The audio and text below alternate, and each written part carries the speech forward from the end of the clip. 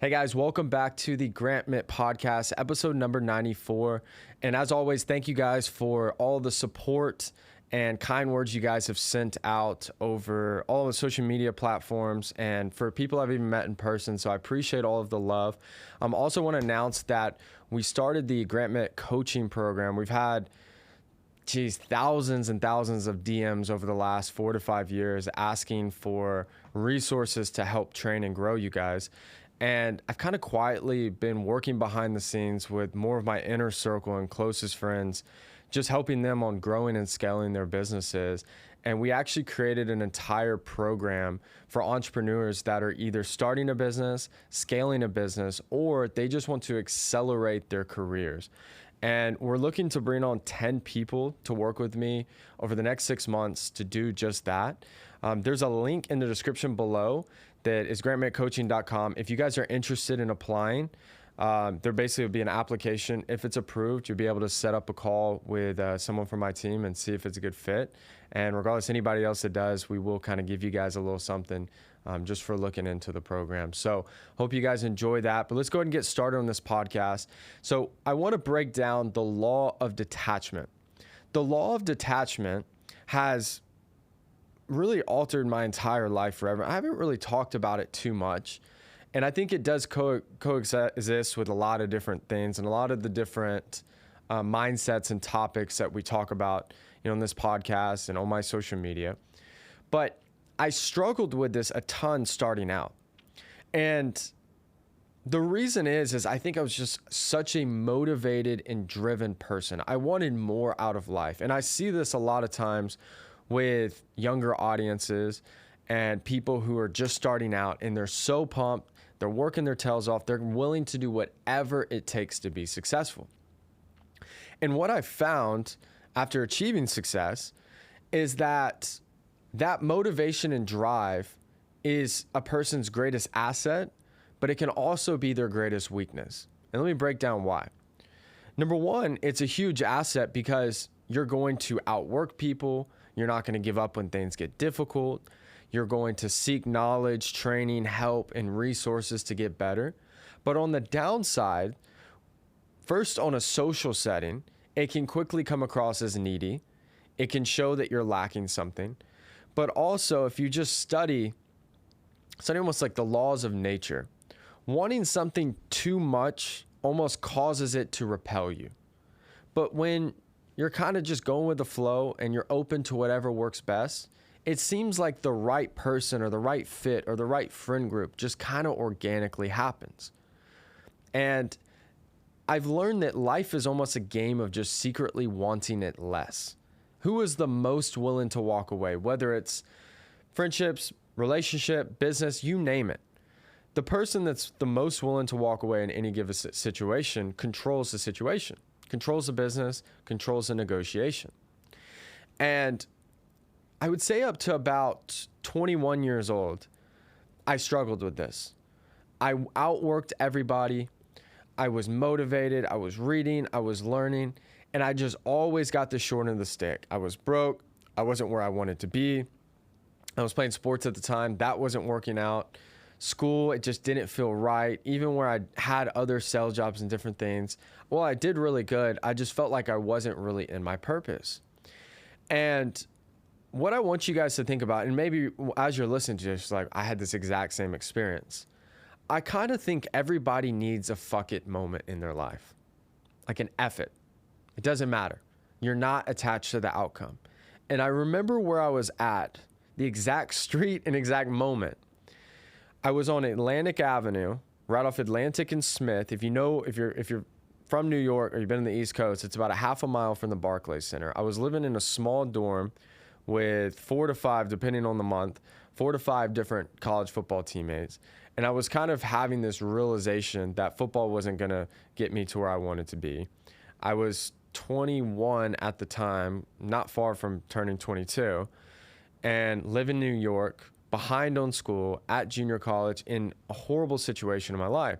And I'm walking down, it was just past Atlantic and Smith, and I was walking to Barnes & Noble because I started this routine about a week prior that I was just going to go sit in, they had a Starbucks on the second floor. You guys can probably find this place. On the second story, they have like a little coffee shop situation. I would just grab books off the shelf. On the second floor, they have all the business, unless they moved to all the business, self-improvement, finance, biography type of books. And I would just sit there and read.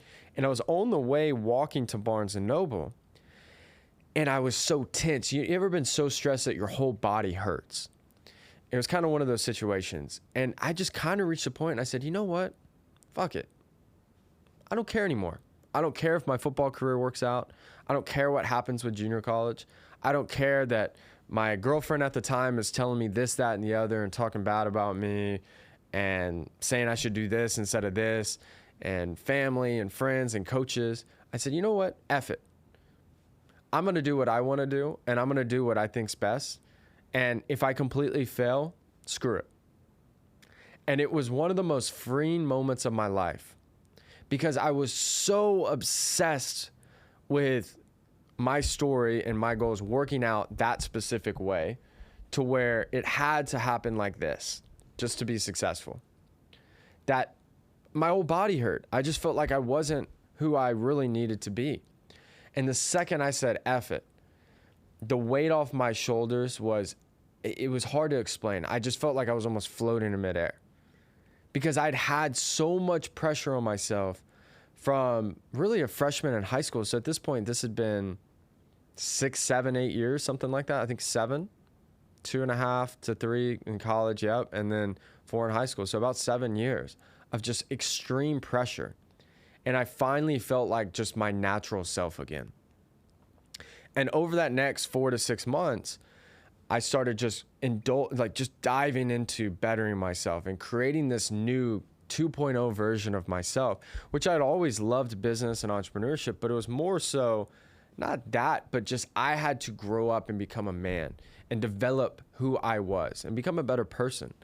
And as that started happening, I noticed the world started treating me differently. Things started flowing in the right direction. And it was about 2.5 years later that I started and ran a successful business and was wildly successful and making more money than I ever dreamed of, happy, in such a great spot in my life. And it's like, what I learned is that it just doesn't take long if you do the right things and if you get out of your own way. And I think everybody needs to experience some type of moment like that. That's not necessarily like everyone needs to go start a business, because each one of you guys are unique and different. We all have different careers and different paths. But it's not supposed to be easy. And if you zoom out and you were training somebody else to be successful, you would want them to go through pressing times and challenges and feel pressure and feel stress. Because you know that if someone goes through those things, they're going to be groomed and prepared for the things that they want in life. And that was that first moment for me. And so I want to break down kind of the law of detachment. And you guys know, if you listen to my content enough, I like to implement practical things. There's a lot of ways to make things sound good. And I want to do that, but I don't want to, because I don't want you guys to feel good. I want you to leave each podcast episode or piece of content that I put out with actionable items that you can implement. No matter where you're at in your life, high, low, middle, whatever. You're just starting out, you can implement these things. So I want you to let's reverse engineer people who are really successful. And this doesn't always mean monetarily. This means successful in their marriages, successful in their fitness, successful in their specific industries, which are all different. A common trait that you will see is hyper successful and fulfilled. Because if you're really successful and you feel horrible, there's no point to that, right? But successful and fulfilled people have a calmness to them, almost like they always know it's going to work out. I think this is more a core belief that you build within your subconscious over time. And I think more so it's proof. Proof creates confidence. So I'll give you an example. I had someone ask me recently, like, Grant, how do I become a better public speaker? I just did it for the first time a couple of weeks ago, and I literally almost had a panic attack. And I said, well, that's the first time you public spoke. You're supposed to feel like that. And they're like, what? It's like, yeah. Like talking to a big group of people when you've never done before, your body literally goes in shock because it's nervous. It's never experienced that moment before.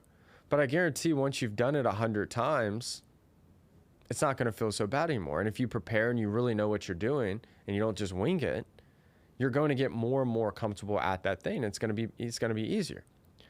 And so that's how you got to kind of look at things, is stop relying so much on a feeling or a validation from others in society, when instead you just love everybody, support everyone, and say, look, I'm on a journey to develop who I am, because when I develop myself, I will accomplish the things that I want. And how that works out, I don't know, but I know that it will. You have this coolness to you, this nonchalant attitude, like it's just always going to work out. And that vibe attracts the best of the best. It attracts the dream job, the dream business, the right employees, the right relationship, and the right friendships. Neediness is a massive turnoff in the laws of nature, but most importantly, in this subject matter, in psychology, sociology, in the way that people react. You just got to be cool. Like, it's going to work out. And it's interesting because I was talking to my family about this, my brother about this, and my brother was telling me, he's like, man, like even like 3-4 years ago, you would like come up to me and go, yeah, when you get that car, this happens. When you're running that business, this happened. He's like, you were always talking like it was just always going to happen. And sometimes I would be thinking like, man, you're crazy. Like, how is that even going to happen? But he's like, you were so confident. And what I told him is that I wasn't that confident. I was just using him as a tool to almost manifest what I wanted. I was just speaking it into existence, talking it into existence. And I did that so much that I started to believe it. I started to believe, okay, of course it's going to happen, because your brain doesn't know the difference. And when I shifted this mindset after that F-it moment, that's like, as I was saying, things just started flowing to me. So what I want you guys to do, I call it, and you've heard it probably a million times, the quarterback mindset. You have to focus really hard on not getting too high and too low. I learned this mistake early on in hiring and recruiting, especially sales reps, because sales is a roller coaster of emotions. Early on, I had a couple different sales reps that were really, really, really talented, but they were so gung-ho about working there, which I like. I want people to be passionate, but they were so hyped and so passionate and so through the roof excited, which is great. But the problem is people that get so hyped also get extremely low and depressed. It's just like they say, like and dislike. When you like someone versus disliking someone, it's a long way from hating them. But love and hate are so close and so similar of emotions that you can go from loving someone to hating someone like this in almost a moment's notice. The same thing happens when you get really, really high. You can go really, really low. And on the journey to success, and it doesn't matter what you do. You're an actress, you're an athlete, or you're an entrepreneur, business person, engineer in any specific industry. You have to stay level-headed. And when you're not attached to certain things working a certain way, and you're like, let's let it play out. You still strategize, you still think through your actions, but you know that people are going to let you down. You know that situations are going to happen. You know problems are going to occur. You don't really take it too seriously. You're not stressed about every little thing that happens. You're very calm. You're poised under pressure. This embodies the law of detachment. Because if one person was tied to your success and that person leaves you, you were never going to be successful anyways. One person is never the reason why anybody is successful. And so you have to be so level-headed and calm. You get a massive win. Yes, celebrate, but go, I've done the work. This is to be expected. What's next? Something bad happens. You go, okay, this person quit. They quit your company. Well, how do I replace them? What caused them to quit? What could we have done better? Was there a miscommunication error? You lose your biggest client. Why did this happen? What could you do differently? How can you change your mindset? How can you change your perception? It's these types of things that allow you to stay detached from the outcome and the situations and problems that you face, but also stay level-headed enough to be able to assess what to do next and to continue to grow as a person in whatever area of the life that you're in. This is a practice. This is not a personality. Like I said, I was literally completely opposite of what I was now. I had to train myself how to process problems. Okay? So let's break this down. There's 3 ways that I want you guys to implement this. Number 1, high intention, low attachment. It's extremely important to be clear about what you want out of life, and also dissect what type of person you have to become to achieve these things. What I've found, whether it's a business, whether it's a relationship, a friendship, or a journey, something that you want to go after, you don't really know what the ending or even what you're creating is actually going to look like. But progress reveals answers. It gives you insights, because a lot of times we want certain things not because of what it is, but what we think comes with it.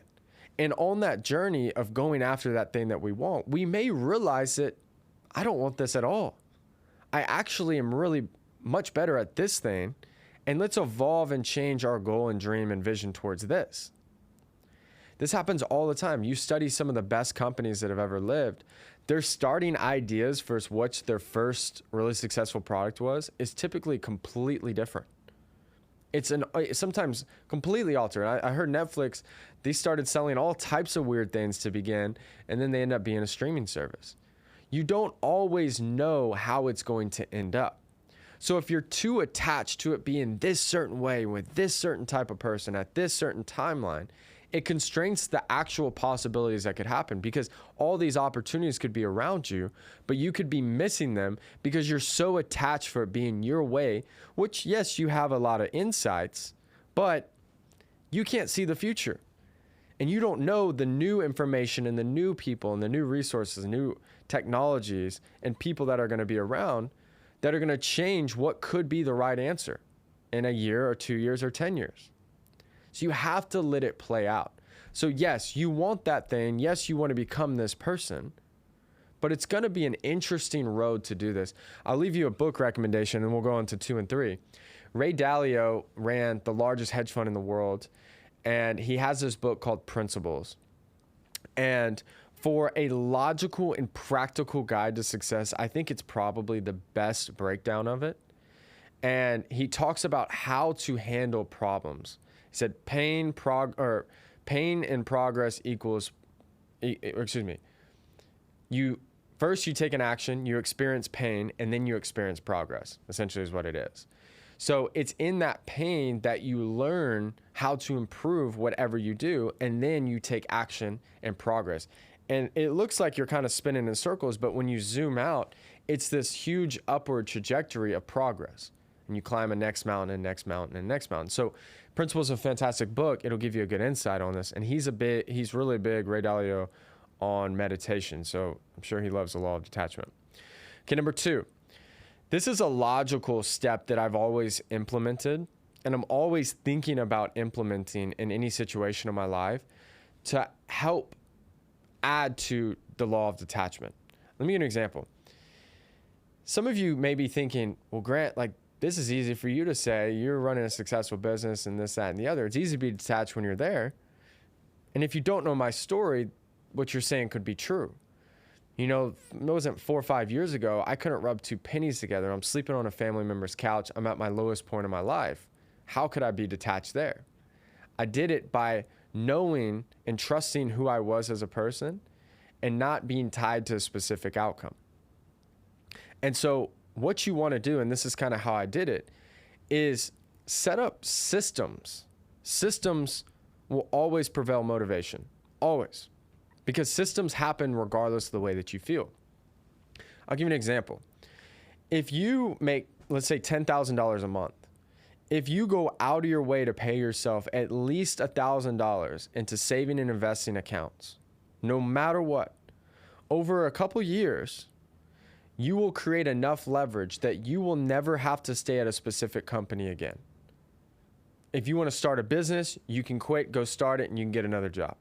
If you want to leave the company you're working for, cool. If you want to take 3 months off and go work in a different country, perfect. If you want to try something for 2 months or move across the country and take this new, wild, ambitious new venture or job or whatever the case may be, you can do it. It's a hell of a lot easier to be detached when you actually have the leverage to be detached and not rely on any person. So something I want you to think about consciously is what things right now can you do to not allow someone to control you, or to not have to rely on a specific person, company, organization, or living in a specific area that maybe you don't want to be in. What can you do to give yourself freedom of choice? Not only will it give you more peace of mind, but it will allow you to not be stressed about being in a situation that you're not meant to be. Okay? And then number 3, always understand your downside and accept it. We live in more stress on thinking of what could go wrong than actually going through that actual problem. When I was starting my first business, one thing that helped me go into it guns blazing, fearless, and moving absolutely just full speed ahead without hesitation was that before I started the business, I said, what if this doesn't work? What if I fail? What does that look like? I said, how much money do I lose? How quickly would I realize I'm failing? What would I do next? What would my next move be?